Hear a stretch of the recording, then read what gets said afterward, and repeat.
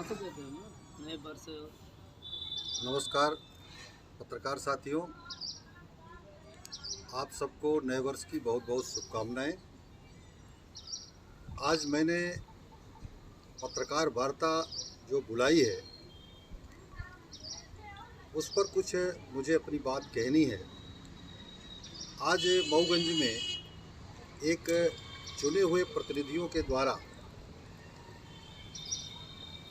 ऐसी बातें बोली जा रही हैं जो उनको नहीं कहना चाहिए। एक जनता में भ्रम की स्थिति है और उस भ्रम की स्थिति को समाप्त करने के लिए, चूंकि मैं विपक्ष में हूँ, तो विपक्ष की नैतिक जिम्मेदारी होती है कि हम शासन प्रशासन की कमियों को उजागर करें और जनता तक वो बात पहुँचाएँ। जो भ्रम की स्थिति मऊगंज में है, अभी माननीय विधायक जी ने, प्रदीप पटेल जी ने प्रेस कॉन्फ्रेंस किया और ये आरोप लगाया कि विपक्ष मऊगंज के विकास में रोड़ा अटका रहा है। तो मैं इस प्रेस कॉन्फ्रेंस के माध्यम से माननीय विधायक जी से ये पूछना चाहता हूँ कि वो बताएं कि विपक्ष कहाँ उनको रोड़ा अटका रहा है।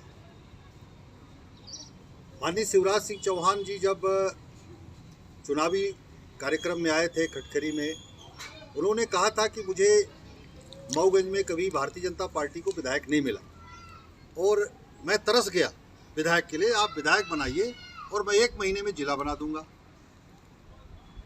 ठीक है, 15 महीने कांग्रेस की सरकार थी, कमलनाथ जी मुख्यमंत्री थे। उसके बाद विधायकों की खरीद फरोख्त करके भारतीय जनता पार्टी ने अनैतिक तरीके से सरकार बना ली। आज उनकी सरकार है तो वो चाहें तो मऊगंज को जिला बनवा सकते हैं, लेकिन वो प्रेस कॉन्फ्रेंस करके कहते हैं कि 15 अगस्त को संभवतः मऊगंज जिला बनेगा। ये कौन सी बात है? आप भ्रम पैदा करना चाहते हो, चुनावी मोड़ पर हो, जनता को बेवकूफ़ बनाना चाहते हो। अगर आप में दम है तो आप शिवराज सिंह चौहान जी के बंगले के सामने धरना दो, मऊगंज की जनता आपका स्वागत करेगी। लेकिन ये कहना कि सरकार तैयारी कर रही है, तैयारी के मूड में है, ये तो 4 साल से आदमी सुन रहा है, उसके पहले भी सुन रहा था। और आगे बाढ़ सागर का पानी वो कहते हैं कि सिर्फ पीने के लिए आपको मिलेगा। अरे कब मिलेगा भाई? 4 साल हो गए आप विधायक बने, आपको 4 सालों में आपने जो है उस पर कोई काम नहीं किया। तो माननीय विधायक जी जो विपक्ष पर आरोप लगाते हैं ये सरासर गलत है और मैं कुछ अन्य मुद्दों की तरफ भी आप सबको ले जाना चाहूँगा। चौरा घाट जैसा पहले था आज वैसी स्थिति में है। चौरा घाट में कोई काम अभी तक आगे बढ़ा नहीं। सरकार केंद्र में भी उनकी है, प्रदेश में भी उनकी है। यदि वो चाहते कोई कमी होती तो चौरा घाट का निर्माण कार्य तेजी से हो सकता था, लेकिन उस पर ब्रेक लगा। आप डिवाइडर देखें, मऊगंज में अभी कहते हैं कि डिवाइडर का काम हमने शुरू कराया। इतना नगर पालिका ने संबंधित विभाग के ऐसे एनओसी नहीं लिया जिसकी सड़क है, और आप डिवाइडर बनाने लगे। उधर पीडब्ल्यूडी ने भी रोक लगा दी जब उसको पता चला। वे आपने एनओसी नहीं लिया, आपने प्रशासकीय स्वीकृति नहीं लिया, तो आपने टेंडर कैसे लगा दिया और आपने वर्क ऑर्डर कैसे जारी कर दिया? ये तो व्यापक जांच का विषय है। इस पे तो ऐसे कर्मचारियों के खिलाफ एक्शन होना चाहिए जो विधायक जी के दबाव में आकर के और उद्घाटन कराते हैं। हॉस्पिटल की देखो आप, पूरा हॉस्पिटल जो है अधूरी हॉस्पिटल का उन्होंने उद्घाटन कर दिया, और जिस दिन से उद्घाटन किया उसके बाद से जो है अस्पताल बन नहीं रहा, अस्पताल का काम रुका हुआ है। आप जनप्रतिनिधि हैं, आपकी सरकार है, आप पता करो ना कहाँ रुका है। अगर कहीं रुका है तो आप उसका निराकरण कराओ। ठेकेदार परेशान है, उसको पैसा नहीं मिल रहा है आपकी सरकार में, अधूरी हॉस्पिटल पड़ी है।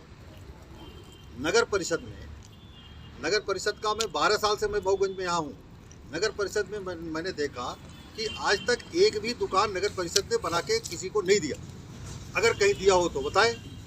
6-7 साल से जो है एक कॉम्प्लेक्स बना रहे हैं आप, उसका अभी तक कोई अता पता नहीं है क्या स्थिति में है। इतनी दुकानें तोड़ दिया आपने, हजारों लोगों को बेरोजगार कर दिया।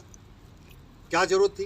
जो 50 के पीछे थे तो अभी उनको हटाने की क्या जरूरत थी? आपके पास कोई प्रॉपर प्लान नहीं है जिससे आप मऊगंज को विकास के रास्ते पर ले जाएं। एक भी आपने उद्योग स्थापित नहीं किया, एक भी नगर पालिका ने सरकारी दुकानें बना करके लोगों को नहीं दिया। और मंडी का काम आप देखें कि 4-5 साल से मंडी का काम चल रहा है। अरे 4x4 5x5 का आपने जो है चूना लगा के दे दिया। अब मंडी में ना आरक्षण आप किया, ना मंडी का आपने दुकान अलॉट किया, व्यापारी कहाँ बैठेगा? मऊगंज के माननीय विधायक जी कह रहे हैं कि मऊगंज के विकास को विपक्ष पचा नहीं पा रहा है, इस पर आप क्या कहेंगे? तो विकास कहाँ है? मेरे समझ से आप इस मऊगंज में ही नहीं, आप पूरे जिला में देखेंगे तो सिर्फ यात्री प्रतीक्षालय आपको मिल जाएंगे। और यात्री प्रतीक्षालय में जितना टीन सेट लगा है, आप उसका वजन कर लो तो उसमें 2 कुंटल भी माल नहीं है। 50,000 की भी लागत नहीं लगी है, लेकिन उसमें व्यापक कमीशन मिलता है इन लोगों को, इसलिए यात्री प्रतीक्षालय उनका दिख रहा है। विकास बताएं उन्होंने कहाँ किया 4 सालों में? कहाँ उद्योग लगाया? कितने लोगों को नौकरी का साधन बनाया? जितना था भी मऊगंज में सबको उजाड़ के बेघर कर दिया। करोड़ों का नुकसान हुआ है मऊगंज में। आज पूरा मऊगंज का व्यापारी उनके इस कृत्यों से परेशान है 1 महीने से। ऐसा कोई दुकानदार नहीं है जिस दुकानदार को 1-2 लाख का नुकसान नहीं हुआ। 1 महीने से वो व्यापार नहीं कर पा रहा है, सिर्फ अपने घर को तोड़ने में लगा है। अच्छी बात है, आप यदि कहते हो कि हम सड़क को चौड़ीकरण करेंगे, डिवाइडर बनाएंगे, तो हमको सड़क चाहिए, ज़मीन चाहिए। लेकिन आज जो PWD का अधिकारी कहता है कि हमको इसकी ज़रूरत नहीं थी, अभी 7 मीटर सड़क बनाई जानी है, 1 मीटर का डिवाइडर बनाया जाना है, तो इतनी ज़मीन तो आपके पास पहले से खाली है। आपके पास कोई व्यवस्थित प्लान नहीं है जिसमें आप ये कह सकें कि मैं जो है लोगों को रोज़गार दूंगा, मैं लोगों को दुकानें बना के दूंगा, उद्योग स्थापित होंगे। 4 साल से तुम्हें उद्योग सुनना हो। ऐसी जगह पर आपने ज़मीन अलॉट का, जहाँ कोई जाने को तैयार नहीं है, सड़क की व्यवस्था नहीं, पानी की व्यवस्था नहीं, आप वो चीज़ें करते नहीं हो और लगातार आप जो है जनता को बेवकूफ़ बनाने का काम कर रहे हो। चुनावी समय है, इसलिए आपने एक सिगोपा छोड़ दिया कि 15 अगस्त को ध्वजारोहण होगा। यदि नहीं हुआ तब क्या करेंगे विधायक जी? विपक्ष क्या करें? समझ से विधायक जी को मऊगंज से चुनाव नहीं लड़ना चाहिए और जनता से माफ़ी मांगते हुए वापस लौट जाना चाहिए।